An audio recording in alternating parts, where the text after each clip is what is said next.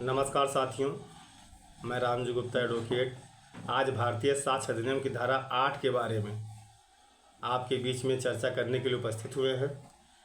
भारतीय साक्ष्य अधिनियम की धारा 8 हेतु, तैयारी और पूर्व और पश्चात के आचरण के बारे में प्रावधान करती है। धारा 8 से संबंधित आर बनाम पामर का वाद बहुत ही प्रमुख वाद है। धारा 8 के अंतर्गत हेतु, तैयारी एवं पूर्व एवं पश्चात के आचरण को सुसंगत घोषित किया गया है। ऐसे तथ्यों को न्यायालय के द्वारा सुसंगत घोषित किया गया है, अधिनियम के द्वारा सुसंगत घोषित किया गया है और साक्ष्य में ऐसे तथ्यों को ग्राह्य किया जाता है। नंबर 1, धारा 8 के अंतर्गत नंबर 1 हेतु अर्थात मोटिव।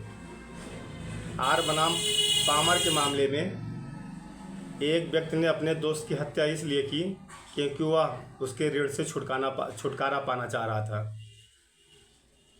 न्यायालय के द्वारा ऐसे तथ्य को सुसंगत घोषित किया गया और साक्ष्य में ग्राह्य किया गया क्योंकि वह उसकी हत्या करके अपने ऋण से छुटकारा पाना चाहता था, जो मोटिव के रूप में ऐसे तथ्य को ग्राह्य किया गया, सुसंगत घोषित किया गया और साक्ष्य में ग्राह्य किया गया। नंबर 2 तैयारी। एक मामले में जिस चाकू को तेज किया जा रहा था उसी चाकू को घटनास्थल पाया गया, अर्थात एक अभियुक्त द्वारा जिस चाकू से हत्या की गई थी और जिस चाकू को तेज किया जा रहा था, अर्थात उस पर जो है उसको तेज किया जा रहा था, उसी चाकू को घटनास्थल पाया गया। चाकू को तेज किए जाने की हत्या की तैयारी के लिए सुसंगत तथ्य माना गया और साक्ष्य में ग्राह्य माना गया। एक मामले में जिस विष को घटनास्थल पाया गया उसी विष को अभियुक्त को खरीदते हुए एक मेडिकल से उस विष को खरीदते हुए देखा गया था। अभियुक्त द्वारा विष को खरीदते हुए देखा जाना तथा हत्या के घटनास्थल पाया जाना सुसंगत तथ्य, ऐसे तैयारी को सुसंगत तथ्य माना गया और साक्ष्य में ग्राह्य किया गया। अब तीसरे नंबर पर आता है पूर्व और पश्चात का आचरण, अर्थात घटना के पूर्व और उसके पश्चात का आचरण, कंडक्ट। इस मामले में कंडक्ट को धारा 8 के अंतर्गत सुसंगत माना जाता है और साक्ष्य में ग्राह्य भी होता है। क्वीन बनाम अब्दुल्ला के मामले में हाथ के इशारे को आचरण के रूप में सुसंगत माना गया क्योंकि उस महिला का गला चाकू से काटा गया था और वह बोलने में असमर्थ थी, अर्थात उसने अभियुक्त को हाथ के इशारों के द्वारा यह बताया कि वह व्यक्ति जो खड़ा है उसी ने हमारे गले को काटा है। न्यायालय के द्वारा ऐसे तथ्य को सुसंगत माना गया और साक्ष्य में ग्राह्य किया गया और अभियुक्त को सजा प्राप्त हुई, अर्थात आचरण को पश्चात के आचरण को सुसंगत माना गया।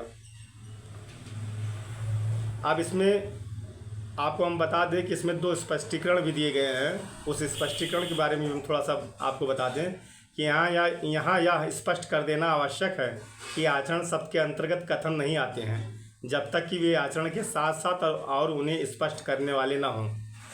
जब प्रश्न यह हो कि क्या के साथ बलात्कार किया गया, तब यह तथ्य कि बलात्कार के तुरंत पश्चात उसने बलात्कार के बारे में प्रवाद किया। यहाँ प्रवाद का किया जाना आचरण के साथ साथ और उन्हें स्पष्ट करने वाले हैं, और यदि उसने प्रवाद किए बिना कहा कि मेरे साथ बलात्कार किया गया है तो यह तथ्य आचरण के रूप में सुसंगत नहीं माना जाएगा। जहाँ प्रश्न यह है कि क्या ने खाको लूटा, तब यह तथ्य कि लूट के तुरंत पश्चात उसने लूट के बारे में प्रवाद किया, यहाँ प्रवाद का किया जाना आचरण के रूप में सुसंगत घोषित किया गया और सुसंगत आचरण के साथ साथ और उन्हें स्पष्ट करने वाले हैं।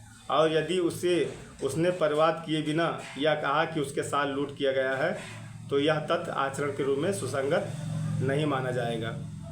स्पष्टीकरण 2 यह कहता है कि जब किसी व्यक्ति का आचरण सुसंगत है तब उससे या उसकी उपस्थिति और श्रवण गोचरता में किया गया कोई कथन जो उस आचरण पर प्रभाव डालते हैं सुसंगत है। जैसे जब प्रश्न यह हो कि क्या खा के प्रति का 10,000 रुपये का देनदार है।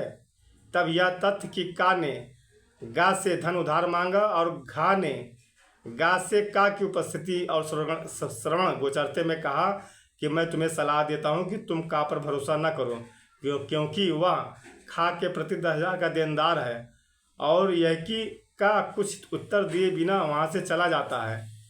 तो ऐसे तथ्य को सुसंगत माना गया और साथ में ग्राह्य माना गया।